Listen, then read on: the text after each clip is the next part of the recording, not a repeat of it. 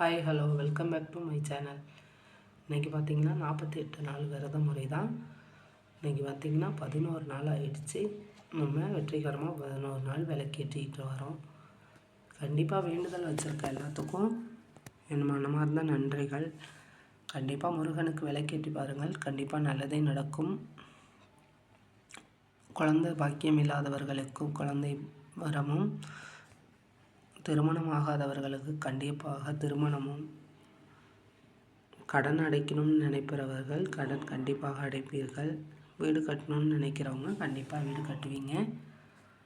கண்டிப்பாக முருகனை வழிபட்டால் கண்டிப்பாக நல்லதே நடக்கும். முடியாதவங்க 48 நாள் விளக்கேற்றாதவங்க 21 நாள் விளக்கேற்றுங்க.